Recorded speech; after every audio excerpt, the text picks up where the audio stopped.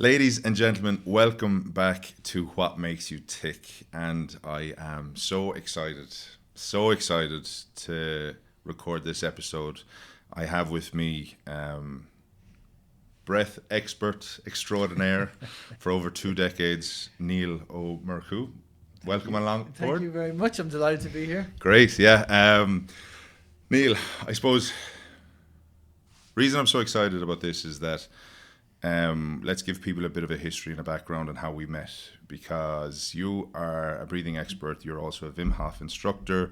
You are a published author of The Blissful Breath. Indeed. And as of this morning, we have the first copy of your new book, The Power of Cold. So congratulations on that. Thank you. But I wanted you on this podcast because we met back in the scanner in June 2023, so only a couple of months ago, where I embarked on a Wim Hof method of 2 days down the Cliffs of Moher retreat, and you were the instructor.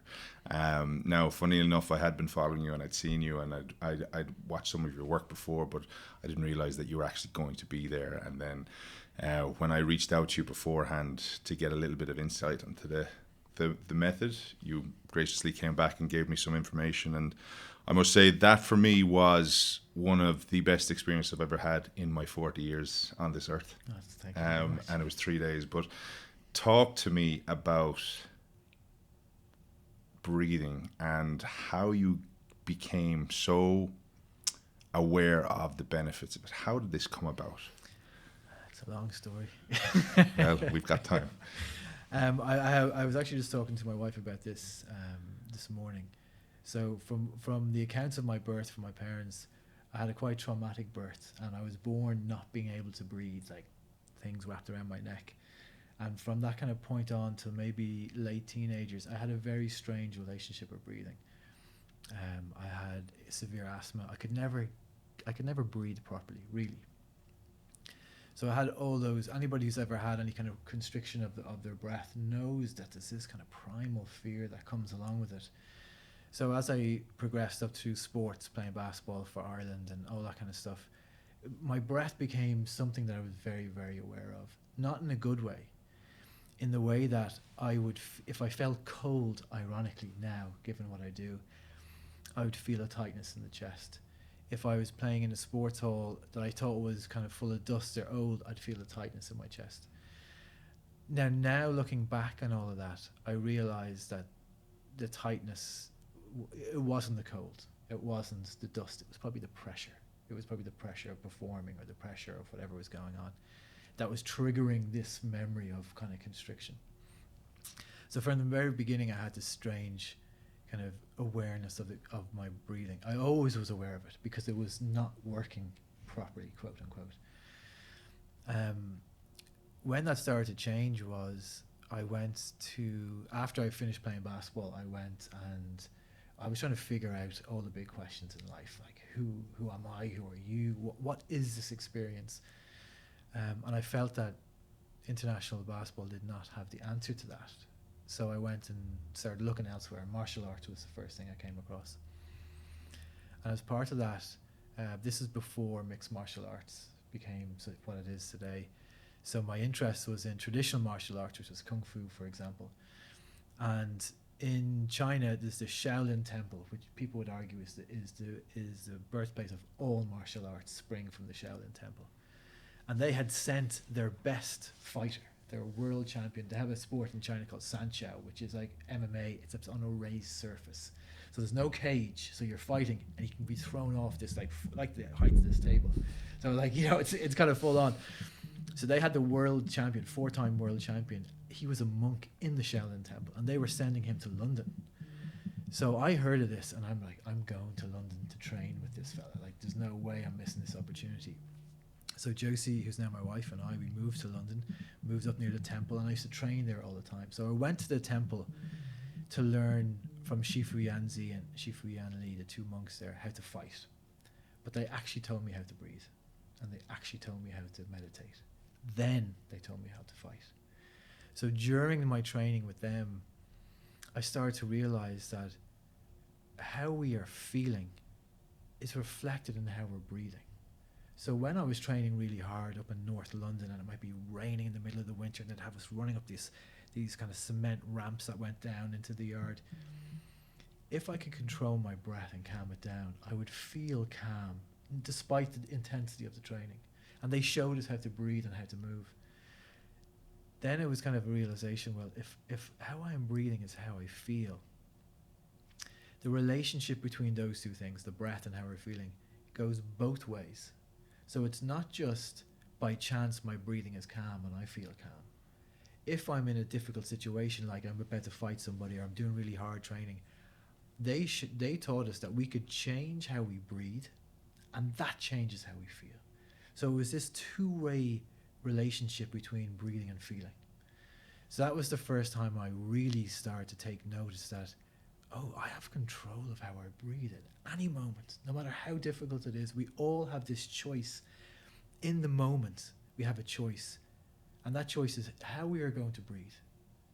So if we are about to do something difficult, we can either take control of our breath and slow it down and take control of how we feel, or we can just let the pressure from the situation dictate that we're breathing quickly and in the up and or here, and then we feel tight, and then we feel that constriction.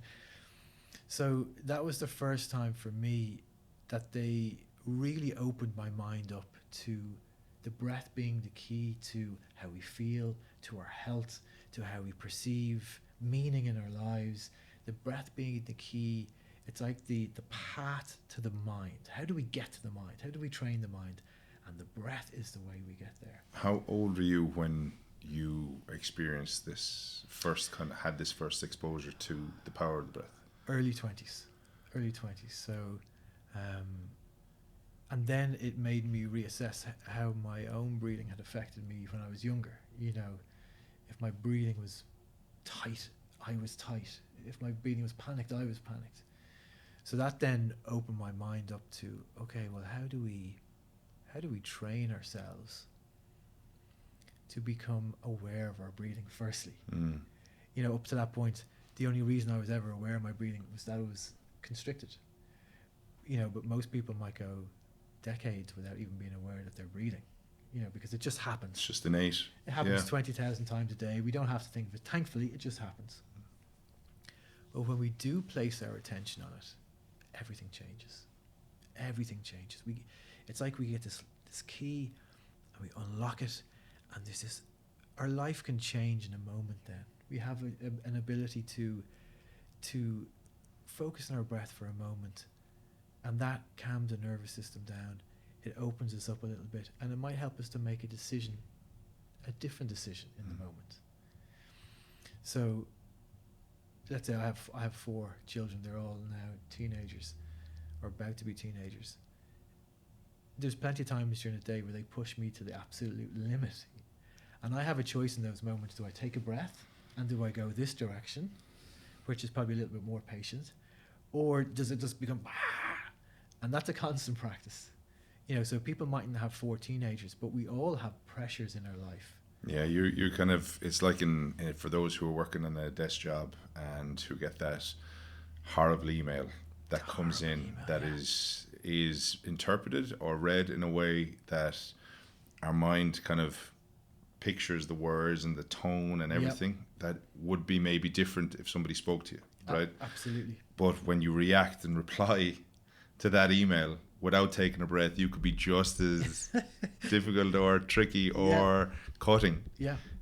Whereas, like, I remember when I was working, like trying to take a breath, step away, and come back at it later on. Yeah, it changes our perspective. It gives you a different perspective. Yeah. And that email that you talk about, you know, when that email arrives, people go, yeah. That's the reaction to it. And that's our reaction to nearly all pressure. And a lot of people then hold that breath, you know, and they're holding their breath thinking about it, you know, and the body is starting to ramp up into fight or flight. That, you know, the heart rate is going up, the body's becoming tense, it's releasing stress hormones, we're moving. So as you said, if we reply in that state, the email is going to be very different than if we just say, okay, I'm going to get a drink and I'll come back to it. Yeah. Or the next day I'll come back. And it's even relationships. It is literally everything. Everything. It is literally everything, you know, and that's for me, why the breath is so fundamental to our experience as humans, because it is literally everything that we do. Our breathing is part of the solution to the problem, no matter what it is. Performance, if it's health, if it's stress management, it's not the whole answer, but it is part of the answer to the question. So in your early 20s, having trained with the Shaolin monks in London, how long did you do that for? About 5 years. Wow. Okay. And throughout that time, you're learning about breathing, the importance of it. You're also learning how to fight. Did you know in that moment that breathing was going to have such an impact in your life the way it is now, or was it a case of more of, I'm super interested in this now, I want to learn more, I've felt an element of the benefits of it now, what else can it do? Yeah, it was like the breathing was knocking in the background of my mind the whole time. Okay. That even though I was learning meditation, oh my God, they used to just come in and sit down and meditate. We just had to copy this, sit down, close our eyes and try and figure it out. You know, that'd be for years we just weren't given any instructions. So that was one thing, like, what the hell is meditation? Oh, wow. Okay. Do as I do, not as I say. And that's the way all the training was, you know. Wow. Okay. Except obviously in meditation, when they come in sitting on a cushion, close their eyes, and we're looking at each other, we're like, okay, so you're sitting there for like months just closing your eyes. One eye open. Yeah, and not know what to, and like your legs are sore and everything. So they were opening my mind, literally opening my mind through meditation, through the training, there's a whole element of martial arts that's missing from the MMA conversation, which is the soft internal martial arts, which are breathing and movement. So, for example, Qigong would be a part of it, Tai Chi would be a part of it, or yoga would be a part of it. So learning how to move the body in conjunction with moving the breath, and how that's so beneficial for us. So I was learning that. It was opening me up to everything. But at the back, the breath was just like, dum, dum, dum. I'm here. I knew it was there. We did it all the time. But I didn't realize the absolute fundamental importance of it until the layers started to come off a little more. So by that I mean, let's say somebody's listening to this and they're a runner. I get emails from runners all the time. How do I breathe when I'm running? So when I first started training with the monks, in Tufnell Park is in this really dodgy part of North London is where they were. It's probably not dodgy anymore now. But we used to run from Tufnell Park up to Hampstead Heath, up Parliament Hill, around and come back. That was the first thing we did, like 6 o'clock in the morning, to kind of get us moving, and then we'd start getting into training. But we had to run and breathe through our nose, which was totally different for me now, because in my basketball days, I didn't understand that, and it's all mouth breathing, because the more pressure you feel, the more you breathe through your mouth. So this all of a sudden changed things for me, because if you're breathing with your nose, everything slows down. So if you're running, the pace of your running slows down, but because you're breathing with your nose, the pH balance in the body is more balanced, so you can go for longer. So the theory is, if you can keep your breathing balanced through the nose, the body can move forever. It's a practice though. 100%. So I was like struggling with that. And so these things that they were doing all the time were just constantly pushing me to think about the breath, constantly to push me to think about, why have I been breathing through my mouth for the last 20 years? What's the difference when I breathe through my nose? You know, and so they in their kind of infinite wisdom, they weren't saying any of this. They were just giving us the experience and letting us figure it out as we go, until we get to a couple of years in, and then they might give you a bit of guidance. Okay. So initially the whole thing is use your own common sense or intuition to kind of survive, essentially. And they're just like, you have to prove that you want to learn more. So like the first couple of levels of the training, it's learning by mimicking, which is of course what humans do really well. So the instructor would be at the top, and they'd be doing the moves or whatever it is, and you're trying to copy and copy and copy. But you're learning by the physical action, whereas you don't necessarily know what he's doing internally. And the internal bit is the most important bit. Which is what you're uncovering. Yeah. It's a wonder though that when it comes to training and when it comes to say I've done yoga before, right? I find yoga so hard, right? Yeah, me I too. find it so difficult, and I'm in awe of all those humans who can move their bodies in ways that I would only dream of, right?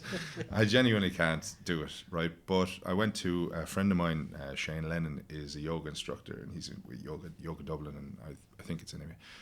And I went into him and said, "Listen, I'm useless at this," and he says, "You can't be useless at yoga." He says, "Just go with whatever your body is feeling." But one of the biggest challenges I have is that movement and breathing at the same time. Yeah. Because I tense because I'm trying to get to that stage or that pose, and my leg isn't going somewhere, or my arse is fucking up in the air or something. It's all over the shop. But then when I get to that pose, then I go, I release, you know. Yeah. Whereas I'm supposed to be breathing and releasing in that whole movement, and it's And what you described there is ultimately the challenge that nearly everybody faces in all parts of their life, which is that really yoga and all the other practices we've talked about, breathing, whatever it is, they're helping us to let go and surrender in the process of getting to wherever we need to go. Yeah. While the Western mind, especially if you've been, I know you were high level in sports as well, you have to do it's faster, stronger, more, score more. So there's this thing there that you're trying to get to, and even look at me doing it, like we're tense getting there. Mm-hmm. But the lesson in all of these practices is if we let go and we're soft, not weak, but if we are flowing with the process, we might get there and beyond there. Mm-hmm. Yeah. But we have to let go of the destination. We just have to use our breath to try and let go. And that's why yoga is so difficult, because we're like, how can I? But in this position that's really hard to hold, if we can take a breath and let go. Yeah. It's like when you're stretching, if you deep breath and then let go, you get that deeper stretch, don't you? And it's the same, and like we're talking here about one thing, but it actually refers to everything. In those moments of pressure, yeah, if we can take that breath and literally,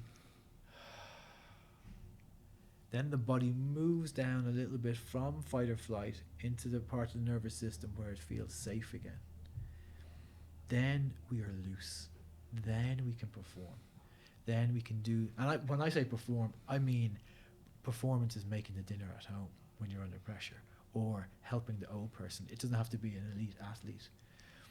But sometimes we can understand things by watching them. So think about your favorite sport and the best player. The likelihood is they always seem that they're loose, and they have more time and more space. yeah, Like I suppose the best example I ever saw of that was years ago when Conor McGregor was at his peak, when he was fighting Jose Aldo for the world title, and he was backstage dancing. mm-hmm. Loose. He goes out and he knocks him out in 13 seconds. Mm-hmm. Not tense. Now you only reach that peak for a millisecond of a career, but we can all learn to maybe be a little softer, a little looser in those moments mm-hmm. of pressure, and then our performance can flow a little bit more. So when you finished after 5 years with Kung Fu and the martial arts, the mixed martial arts, what was the next step in your journey? So as I was training with the monks, I became much more, over the 5 years, it started off coming from a physical standpoint, like we're talking about physical, feel the push. And over those 5 years, I really became drawn to the internal parts of it, the meditation, the breathing, the movement and the coordination. So that led me into thinking about, okay, how else do we improve our health, and how else do we improve our mind, and how else do we make ourselves feel better naturally? So I was then open to studying yoga, studying herbalism, like the plants around us. How can our ancestors, they didn't have pharmacies to go to, so how did they keep strong and healthy? So I just became so interested in the ways in which we can use our body naturally to feel great, Mm-hmm.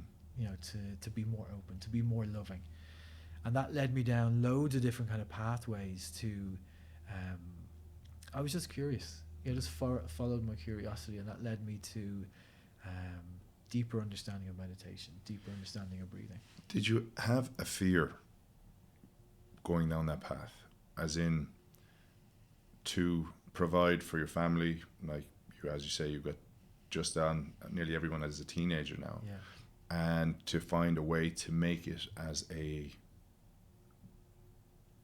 passion that supports you and your family. Well, for a long time, my approach has always been that the thing you love doing, it's like a flower or a plant, and it has to be given time to grow. The financial pressure of trying to provide for your family will kill that off immediately. And I've seen it with loads of different people in different ways. So for me, it was like I had to let this thing grow. And for years when I was teaching different ways to say breathing or herbalism, wherever it is, no one came to any of my stuff, So it was like just allowing this thing to grow while also having a job over here and keeping the financial kind of part of it on the road as well. The key for me was that as this kind of grew, there was a point at which in my job, I thought to myself, okay, now I have to make a decision. And the decision was, I'm going to go out by myself, like yourself, go out by myself to allow me the time to make decisions as a freelancer, consultant kind of, to make time that when this flower, this passion grew, that I could accommodate it more. So I was more in charge of my own time. Yeah. But then very quickly, this just blossomed. Yeah. And then I could reduce the other work. It actually happened quite naturally. At one stage, it was like, 80% of the money, say, or the work was coming in here and 20% here. And then there was like a point I remember saying to Juicy, Jesus, it's about half and half. And then it just went ding, ding, ding. Okay, great. Because I didn't put pressure on it. Lovely. It wasn't. Now I knew a few people who decided, right, I'm this fella I'm thinking of as well. He had 4 children too, and he decided, right, I'm packing in all the jobs and I'm just going for this, which is another way of doing it. But it can quickly turn into, oh my God, I have the mortgage to pay and 4 children, and I need to get people into this workshop, whatever. And then all of a sudden it's different. Then all of a sudden you're forcing it. So for me, it was more this kind of gradual approach, and then there was a point at which it just went whoop and took off. You've an incredible calming presence. I don't know if anybody's ever told you that before. People say that to me. I wish my children would listen. Yeah. Maybe they'll listen in a few years' time and go, actually, yeah, I remember that. But you do, when you come into a room, like I think you're like, when we just met, massive hug, and I'm a big hugger as well.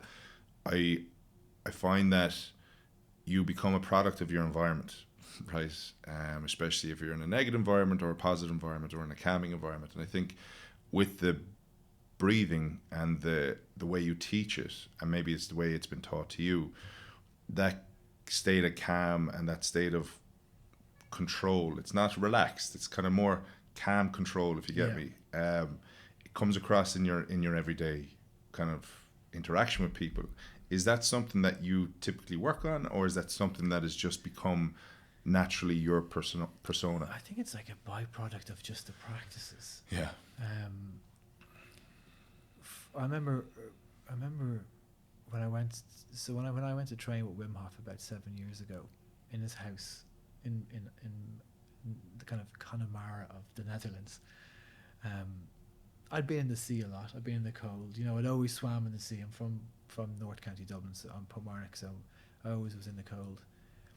But it was the first time I'd ever done an ice bath. My first ice bath was in Wim Hof's house, and he jumped in beside me, and I was like, ah. But after that experience, I thought to myself, for me to be guiding people down into the depths of the cold and the breath, which for me are the same kind of thing, I have to know what's down there in the depths. I have to know it inside out. So the practices for me are very important. So I spend a lot of time practicing, studying breathing, practicing, studying cold, practicing, studying the mind. And I think when you do that, maybe the side effect is that you feel that, part of that is you start to open up, you start to let go. It's like an onion, you're kind of letting go of this layer and this layer. and then I think the real person starts to emerge. So for me, this is just me. The next person doing the practices, their real person will emerge, and it'll be a different, it'll be them. So I think that however people encounter me, it's just me being absolutely me. But it takes a while, and there's probably other tons of layers to come off. But as a teenager growing up, and then as an early teen or a late teen, as an early adult, you're putting. Well, I felt that I was putting on all these kind of different masks and disguises. Am I this person? Am I that person? I'm a person like this in work. I'm a person like this at home. And I found that the breathing and the cold has slowly just kind of taken those off to the point at which that I feel I'm the same person, no matter if it's you and I, or if it's me and 1,000 people, or but that's the byproduct. That's a benefit of the practices. It's so I love that you're still peeling off those layers even to this day, and I think that's the beauty about it, is that there's no kind of, it's endless, really, isn't it? Speaking to a friend of mine today, and we were talking about kind of not sure what to expect from people, and I, my whole thing was just, as long as you're okay with yourself, you can't have any expectations on anybody else. Just as long as you're proud of what you're doing, then the rest of the things will follow.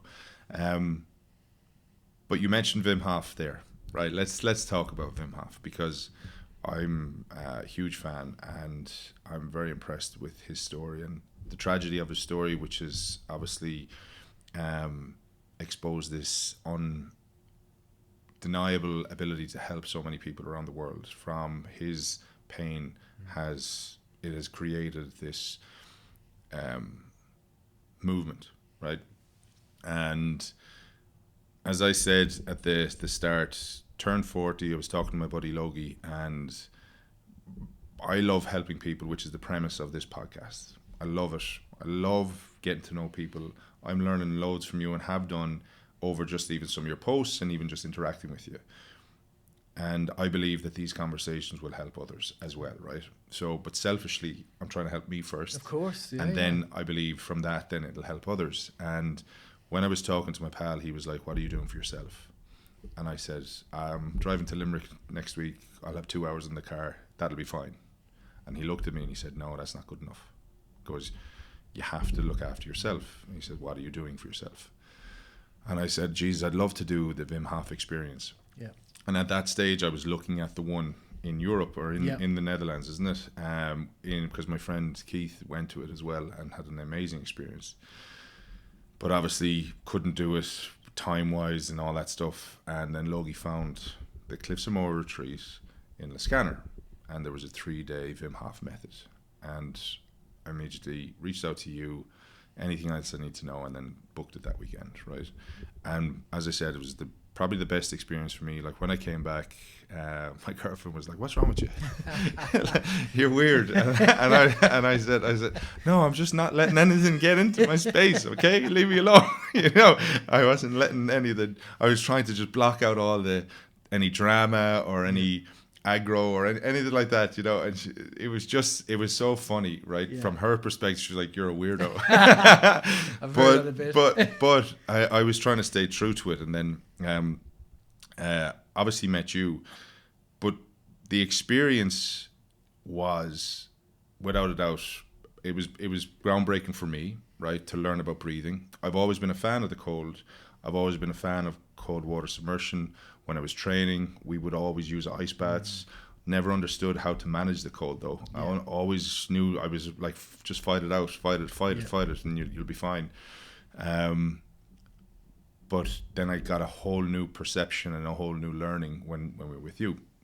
To that point, I think anybody who is open to do the Cliffs of Moher retreat or the Wim Hof method, which is every month, I think it's worth every investment. I've met so many friends now from that group. We're all still in touch, and we meet up, and we try to meet up. But super people, all with their own stories and their own journeys. I know I'm getting there, but long and short of it is, how did you find your way into the Wim Hof movement? So when the children were very young, so we had 2 boys, and then identical twin girls, and we had 4 children under the age of 4. So there was a relentless. It was a blessing, but there was a relentless pressure that came with that. And Josie and I were really struggling with the level of responsibility and the stress and for probably 4 or 5 years we didn't really sleep. Somebody was up, but there was knife feeds to be done or whatever it was. And even though we were looking after each other, we were definitely feeling the cracks were starting to emerge. And then we had a series of very tragic deaths in the family. Josie's dad died, Josie's brother died, Josie's uncle died. It was just like one after the other, and we were really like struggling with grief, heartbroken.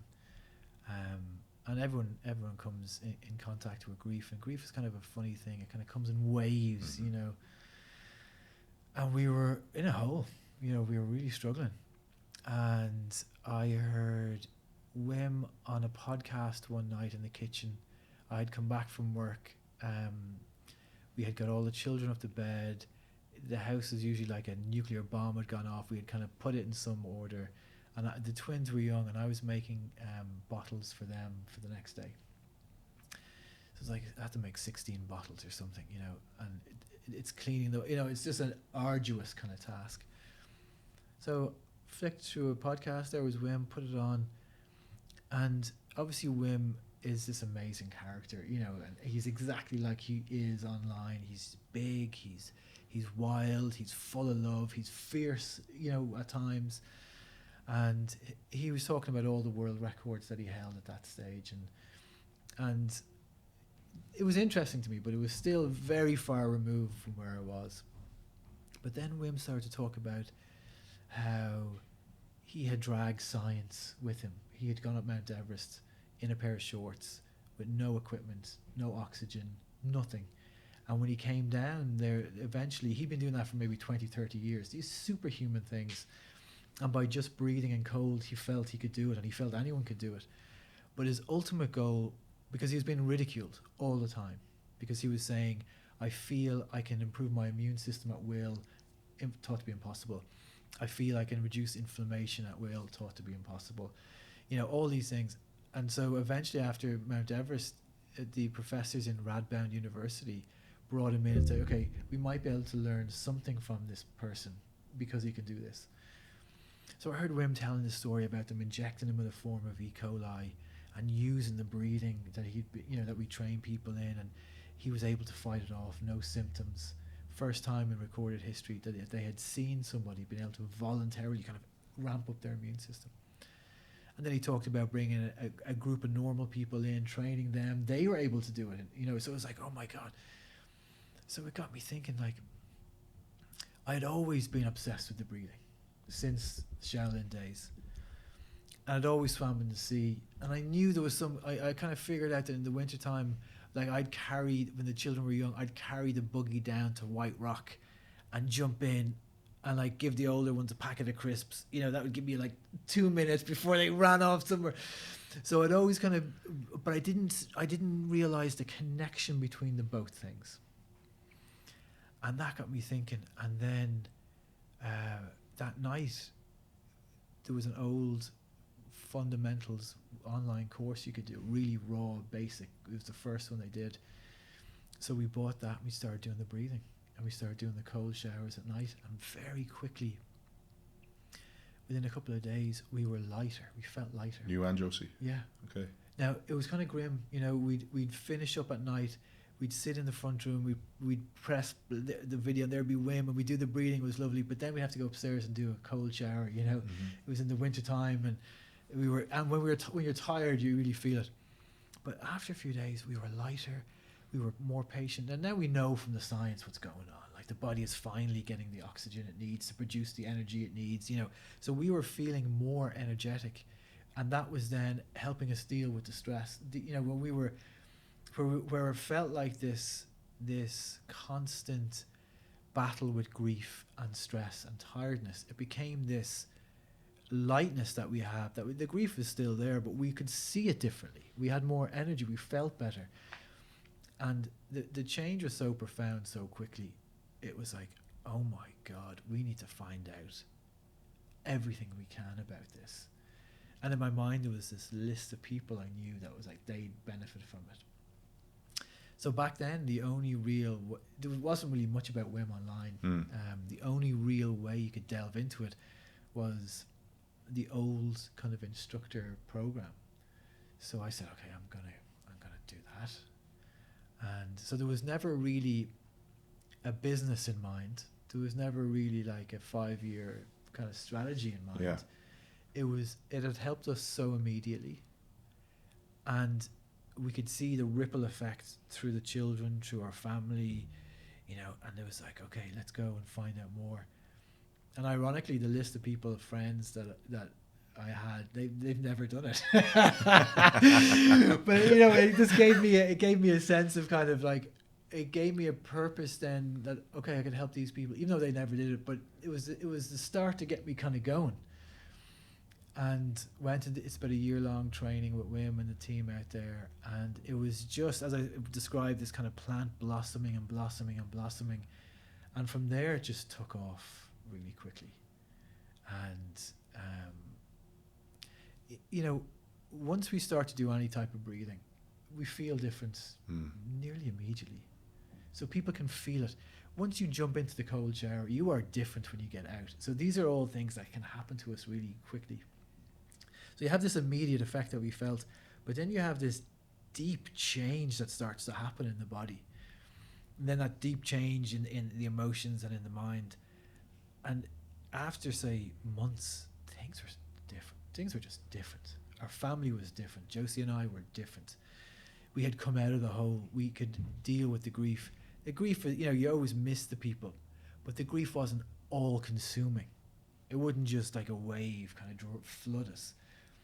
And even Wim's story about, you know, out of his grief, you know, for his wife who tragically killed herself, you know, we could feel a connection with that story. And we're like, you know, when you see somebody go, if that person can get through it, we can get through it. And that was just, it just lit in us this passion for, as you said, for helping people. We had these tools that we could help people with, and you know, maybe 3 or 4 months after we had started, we made a decision. I said, okay, how do we do this? And we said, okay, I would leave my old job and I'd go freelancing kind of, and we'd start this new business, which is what brings us here today. And we'll see where it kind of goes. But it was always, the business was always there for us to help as many people as possible. It was never initially a thing that like, we're going to get rich by teaching this to people. Now you can have a great successful business doing it, but that wasn't the thing that got us started. It was just to help ourselves, to help these little children around us, to help the parents and the grandparents, you know, and it was just this ripple that just as it kept going and kept going and kept going. And forever I will be thankful for that podcast that night listening to Wim, because it just changed the direction of everything. And I've often described it like I had all the pieces of the puzzle. You know, I had the meditation, the breathing, I had it all, and the cold was over here. But hearing Wim speak about it was like the last little piece of the puzzle, like a jigsaw, going right in the middle and just and linking everything together. Everything made sense to me then. All the years of training with different people, everything that I'd done, it just made sense that there was this connection to the breath and the cold, which now, Wim is a great man for kind of, he like leads you to the door and then off you go to explore.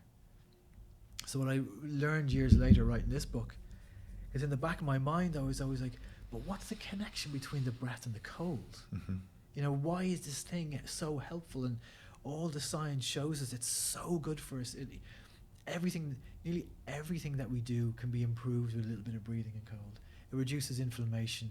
It reduces pain, it reduces stress and anxiety, it gives us more energy. It does all these things for us. But in my mind, I couldn't figure out the link. Where was the link between them? And then years later, I heard a doctor talking about the process of being born. And they were talking about how in the womb, and this is the opening chapter of the book, in the womb, we're protected. all of us, you and I share the exact same experience at the beginning of life. We're in the womb, we're protected. Everyone listening shares the same experience. Our mother's providing everything for us, including she's breathing for us. Then all of a sudden the big change happens. We're being born, we're squeezed out, pushed out. We emerge into lights like this, into the shocking reality of life. It is the reaction of the cold after being in the womb on our skin that triggers our first breath. Our first breath. The thing that brings us alive is triggered by the cold. That then sends a chain reaction down to the body, opens up our lungs, and our life begins then from the cold. Even in a hot country, when you come out of the womb, it's cold. And then for a lot of people, they spend the rest of their life pushing the cold away. So when I heard that, I understood then why it was like the missing piece in the puzzle. Because really the cold and their breathing are there for us, interlinked from the very beginning of our life. You could argue that it is the thing that gives us life. So when we bring the cold back into our lives, in whatever way it might be, going outside with your jacket off for a few minutes, or putting your feet in cold, or whatever it is, all of a sudden we're bringing ourselves back to being whole again. It's the breath and the cold again. It's back to that moment of being born again. And that's for me where this book comes from. It was like when I realized that moment at the beginning of our lives, and the breath and the cold being combined, it was like the inspiration to write this, to try and help people bring that cold back into their life, even if they hate it. That was going to actually be my next question, is for some people, they look forward to the experience of the cold and the benefits it brings. But for others, they couldn't think of anything worse. Yeah, most people. Like, most people, yeah. Yeah. I like the weather, going for a swim in February or March, people think you're mad, right? But because they maybe have not experienced it, how do you respond to people like that? Because ultimately they're missing out on so much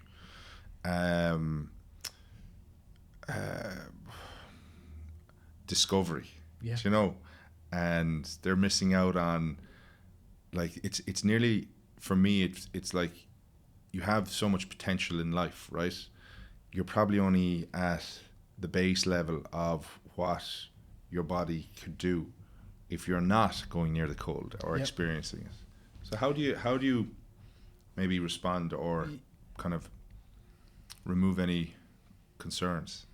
Well, that question there, I had that question jumped into my mind. I was halfway up this mountain in Poland, this huge mountain, one of the biggest mountains in Europe, with Wim and the gang. And we were we're just in shorts in the snow. It's about 2.5 hours at the top of this mountain. And it was like a winter wonderland. And I know it might seem crazy for people to imagine, but the body reacts. It starts generating heat to such a point that you're sweating.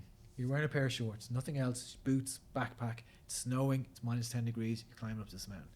The body is built to survive, starts generating heat. And in that moment, about halfway up, I remember looking across this landscape and asking myself that exact question, saying to myself,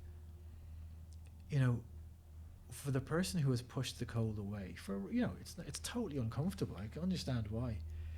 But how do we bring them back? Because in an environment like that, in the really cold parts of the world, the people there have had to embrace the cold. They have no choice. You have to have a relationship with the cold, because it is this giant force that you have to respect. In this part of the world, we feel we have a choice, that we can somehow live without the cold being part of our lives. But in Ireland, I kind of joke to some of the other kind of Wim Hof instructors. I say to them, well, in Ireland, our cold is colder. It mightn't be minus 20 and it mightn't be snowing, but if you're standing out in the west of Ireland in February, that cold and wet, that wind blowing, there's nothing like it. So I think we have become mistaken in this part of the world that we can somehow live a fulfilled, whole, healthy life and keep the cold at bay. But the reality is, come January, February, March, people are walking around, they're running between the shops. We can't escape it. So the idea is, for the person who hates it, you have to deal with it anyway. Why not learn how to deal with it in a way that you become the master of the experience? That the cold becomes this force for good in your life instead of this thing you're running away from, and you can't really run away from it all your life. Well, let's talk then about the benefits of embracing the cold. Yeah. Because the science, as you've spoken about and touched on, there's talk that it improves your immune system, that it nearly resets it to a point, that it helps in the prevention of dementia and Alzheimer's and the likes. What are the kind of the key benefits? Yeah, so there you touch on some of the huge ones there. So there's loads of research to show that our immunity becomes stronger. Our ability to fight off whatever gets into us becomes stronger. The other massive one is inflammation. So some of the science shows us that how you approach the cold is very important, but when you approach it in this kind of calm way, that inflammation can be going down in the body for 6 days after the cold. So if we look at inflammation, now inflammation gets a bad rap. Inflammation is an essential part of how the body works. But if we have too much inflammation all the time, it can be the cause and both the effect of lots of the big lifestyle problems that we face, the lifestyle diseases that we face. So if we can have this thing that's reducing unnecessary inflammation all the time, that's a massive, massive part of it. So it improves our ability to deal with our hormones balance as well. So at different stages of our life, hormones need to be balanced. Teenagers in our house, cold showers help them balance that out. It also allows the body, the metabolism, the body's ability to work improves. Everything starts to improve. It helps the body increase the metabolism. So you're burning more calories, you're using more energy, you're generating more heat.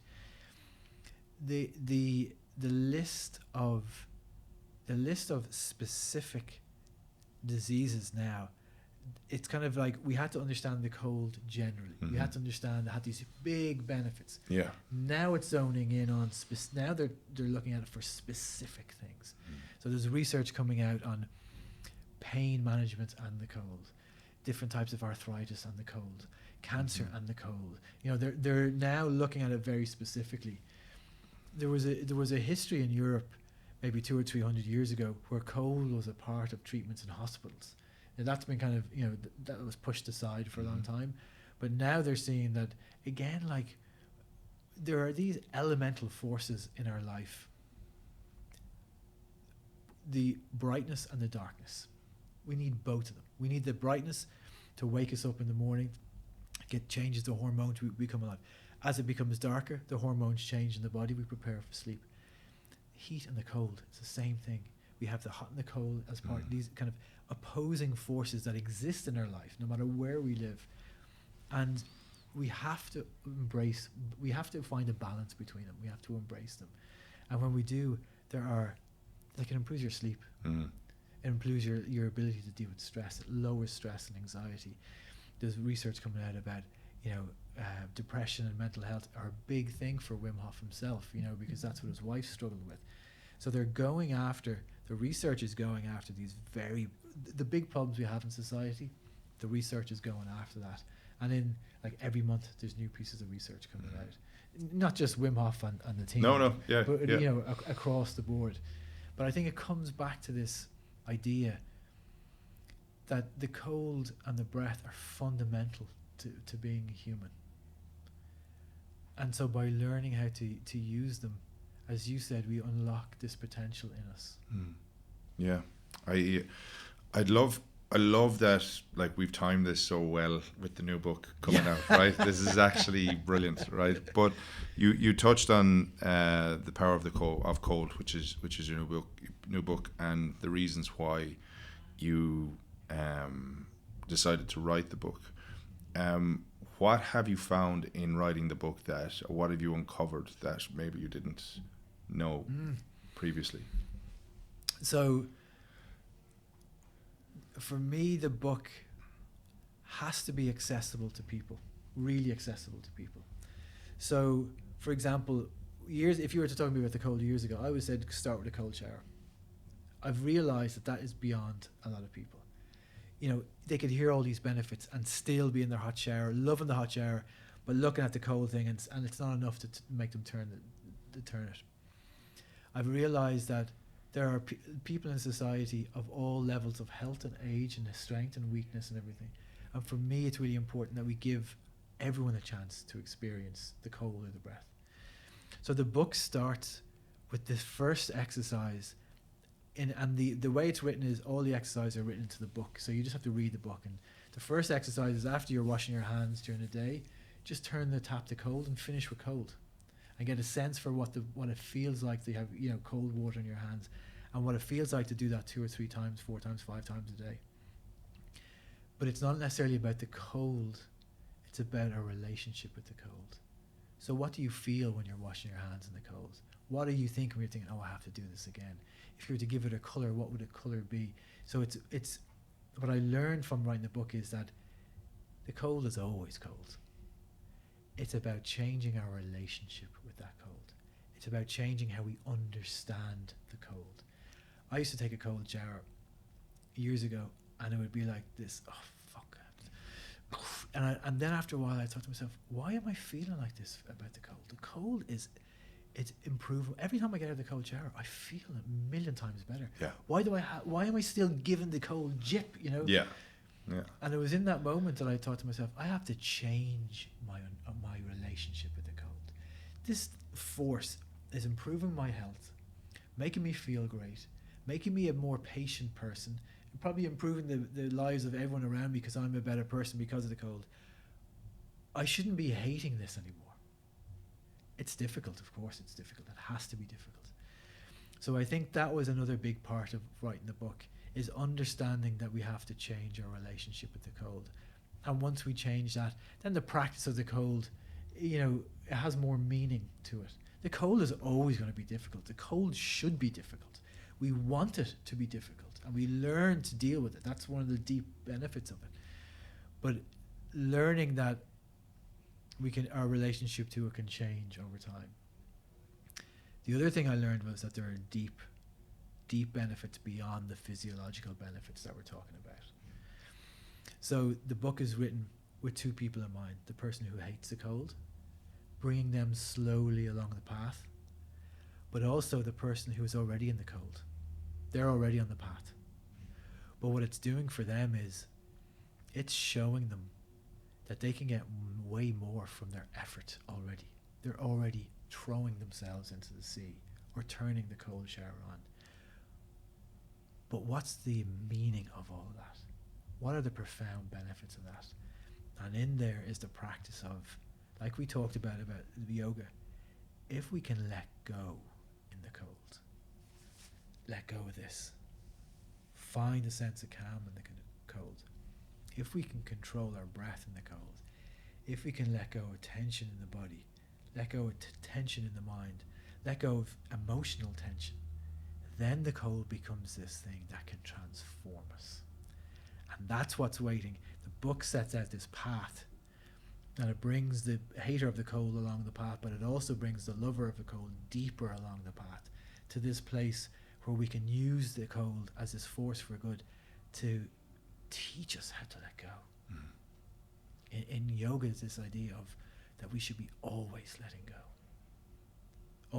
go of the stress or the fear or whatever it is, or the attachment to this thing, but it's hard because we want to hold on to everything. Yeah. But in the depths of the cold, that's where we learn that practice of letting go. I suppose in the depths of the cold, it's just you and the cold. It's just there's nothing else that's going to help you except you, and how you react to it and how you manage yourself with it, because it doesn't matter about next week's email or next week's paycheck or next week's food. It's that moment that you're in that matters most. That's exactly it. And really the book is a path, but like all good paths, it's only pointing in a direction. The person themselves, as you say, you learn so much about yourself down there in those moments, and the book is trying to give people the direction to go down that path. because there's so, like we talked about earlier. I was doing some kind of advanced cold training there a couple of days ago, and again it was just another layer coming off. You know, I was talking to Josie. I felt what's advanced cold. I'm not training? going to even mention it to you because somebody will copy it and I'll be like, Okay, I was doing the same thing you were doing. Can we like do that fucking- someday? Yeah. Can we just do that someday? Because like everything else, there are layers and layers and levels and levels. to Yeah. everything.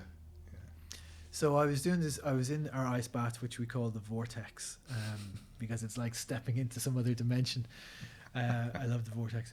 But I got out and I could feel the day afterwards. Like we're talking about the layers. When I was asthmatic as a teenager, there was a particular feeling I get at the top of my chest, probably at the top of the lungs, that I hadn't. That would be like the trigger for the whole thing starting. So I hadn't felt that in a long time. But after getting out of the ice bath and doing some quite advanced kind of training in the ice, I could feel it. Now it wasn't a trigger, but I was saying to Josie, God, I haven't felt this. You noticed it? In years. And it was like I had to feel it again to finally let go, whatever the lungs holding on to, whatever kind of memory or trauma that might have been. But it's like we're saying, the practice never stops. You know, the practice never It's stops. interesting you say that because I have asthma as well, and I remember growing up, I used to get that tightness whenever my inhaler wasn't beside my bed.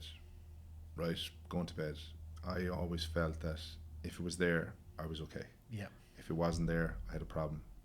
And typically, whenever I trained, if I didn't have my inhaler beforehand, I was in my head, I was in serious trouble. Mm-hmm. And I still get that Yeah. to this day, because maybe it's, I don't know, something that I haven't let go of, but I'm conscious of it.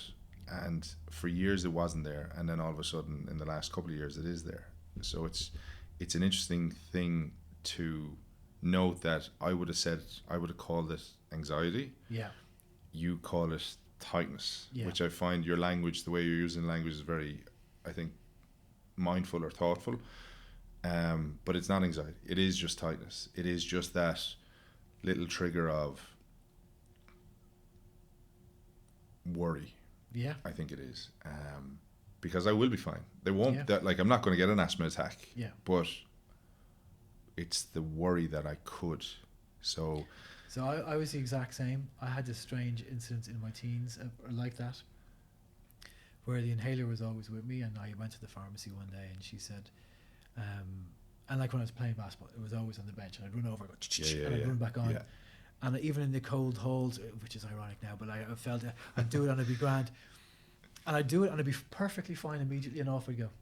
So I went to the pharmacy one day and she was saying, the company who makes the inhalers are doing like an open day in Swords.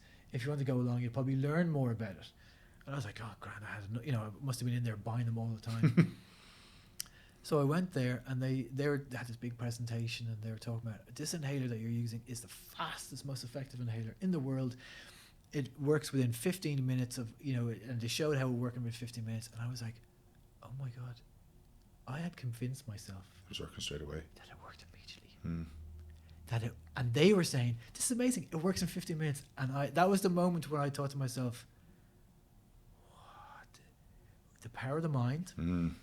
Interesting. And that relationship, with the inhaler. And that was the start of kind of me really questioning lots of things, because it did work immediately for me. Because your mind worked. Because I was convinced it would. Yeah. And I mean, like, I'd be, run over to the bench, off I go. Yeah. Fascinating. The mind is so powerful. The mind is so powerful. I asked this question of everybody, and it'll be very interesting to hear your take on it, because there's two kind of steps to this question. The first one is looking back at your 8-year-old Niall, right, and your younger self, and knowing what you've gone through, and knowing that you're about to embark on this journey called life, and you're about to take on the world, and there's going to be so many different things thrown at you.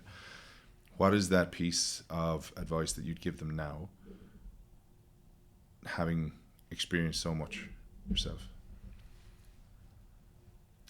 I wouldn't say anything. I wouldn't tell them anything. I'd actually just be quiet, because I've fucked up a lot, and loads of things I wish I hadn't done. But each of them pushed me in a direction, and another direction, made another choice that has got to me to where I am today. So I think they just have to, without guidance from me, they still have to go through that, the process of kind of growing up and making those mistakes and just, I'd be like this. Interesting. And then to follow on from that, you're driving down the road and you see a billboard and it's a message that you've left to the world. And like in a billboard, you've got 3 seconds to kind of hit that message. What would that message be? Love. So when I climbed up the mountain with Wim Hof and the team as part of my instructor training, it was a profound experience. Like, it's probably a whole episode of a podcast by itself, that mountain and the experience of it. But when we got to the top, I didn't know how I felt. It's been 2.5 hours in the snow. My body felt amazing. I felt great, but I got to the top, and there's a little bit of like, I'm at the top. There's this Zen phrase about when you get to the top, keep going, and I kind of felt like that. I felt like I didn't want to stop. But there was these weather towers on the top of Snezhka that are like something you see from Star Wars, and they're kind of half covered in snow. And someone had written love in the snow on the wall. And there's a picture of me and Wim, and there's love in the background. And I remember looking at that going, love, it just stuck in my mind. And I didn't realize that for years afterwards that is probably the most profound message of all. It's something that we hear in songs all the time. We take it for granted. But the ability to try and love who we are, the ability to love the people around us for who they are, the ability of the aim of trying to be loving to people, kind to people that you don't know, or everyone that you meet. That for me is kind of where this has all taken me, to be able to love myself and everyone. So ultimately, if that billboard is there and when I'm long gone, if in the wake of my life there is love there, that people felt they were loved, and that I was a loving person, then my job is done. Amazing. Let's just take the mic for a minute and tell people what you're doing. Tell people how to get in touch with you, and maybe give us a sense of what's coming down the road. Obviously the book is coming, but how can they try and experience this love that you're sharing? So my website is Breathe with Niall. Niall spelt Niall. That's another podcast altogether. So Breathe with Niall, and on that you'll find all the great stuff that we talked about. But two big things that I'd like to tell you about. One is The Power of the Cold is coming out at the end of September. But another part of this is I realised I've been asked a lot recently about how do people teach their children how to breathe? How do people who are very sick learn how to breathe? And so we've started the Blissful Breath Academy, which is breathwork teacher training for people. So if you're interested in learning how to teach your family, your community, your workers, the people you work with, how to breathe in ways that make them feel healthier, more open, more loving, please check out the Blissful Breath Academy as well. So we've actually, the first level of instructors is in October. The first intake sold out within 3 days. We had to put another intake up, so we have, and that's sold out, so we have another one in March. There's a real desire for people to learn how to learn it themselves, and how to spread that message of how to breathe. Wow.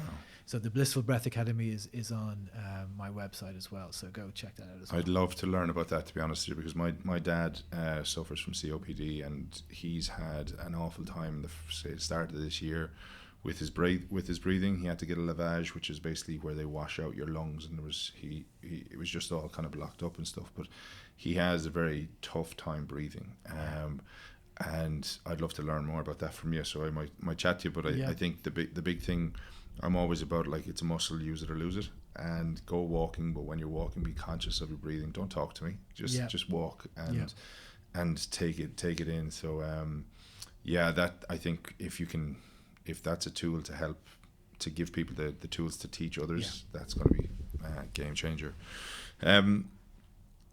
Before we finish, I would love for our listeners, if you wouldn't mind taking us through a bit of a breath work, breathing a piece, if you don't mind. Yeah, of course. And people can come to it, and I'll cut it out, but people can use it as a tool for themselves as well, even just to try to get a feel we'll for do it. a few minutes. So for everyone, including yourself now, do you want to close your eyes and just sit back and just take a moment to make yourself comfortable?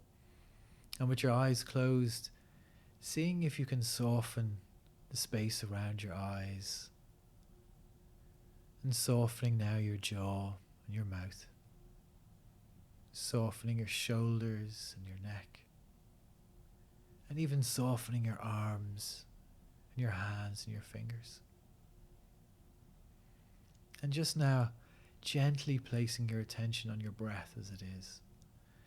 No need to change the breath yet. Just get a sense of your breath.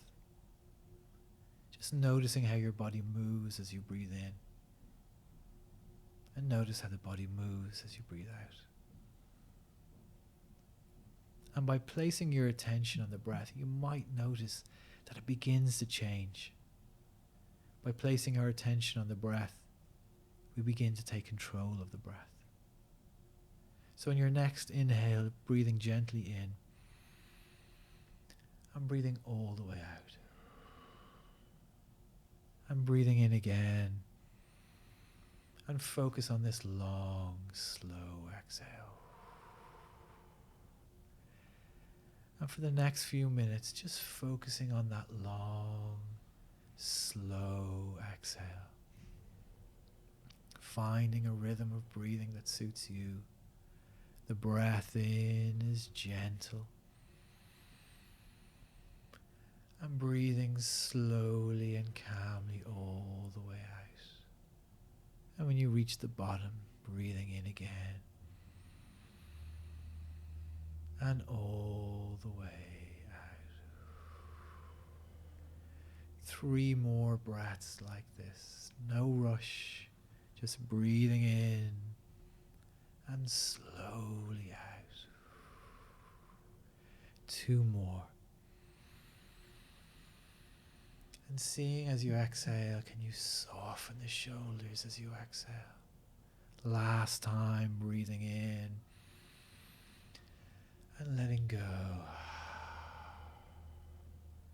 And allow your breathing now to find its own natural rhythm again. And just take a moment. We're going to finish with 2 calming breaths, this time deeply in. And sighing as you let go. And again, deeply in. And letting go.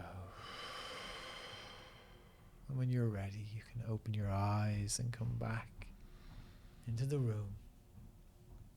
Back into the body. Neil, I love it. I love it. Thank you, buddy. Thank you so much. It actually reminded me when we were doing the cold water submersion and the ice baths. One of the things you said all the time was control that breath before we touch the water, and to be calm and to be relaxed. And every time then we felt, because the ice takes it away from us. And you mentioned a thing before, and people may relate to this. When you hit the water, the cold water, your breath nearly goes and it takes it away, whereas you wanted us to be calm. So as we hit the water, we exhaled every single time. So whenever we felt that breath coming away from us, we just pushed that breath out to control it, took that deep breath in again, and as we got colder again, pushed out, so that once we were submerged in it, we were in a position where we were in control of the breath. That the ice wasn't in control of our breath. Or the cold. Amazing. Absolutely amazing. Listen, thank you so much for coming on. You're very welcome. Thanks so much for having me. I really appreciate it. I can't wait to release this, and I'm so thankful of where we are in the studio with DMG and the support that they've given us, and really looking forward to releasing this. Thank you so much. You're very welcome. Gent.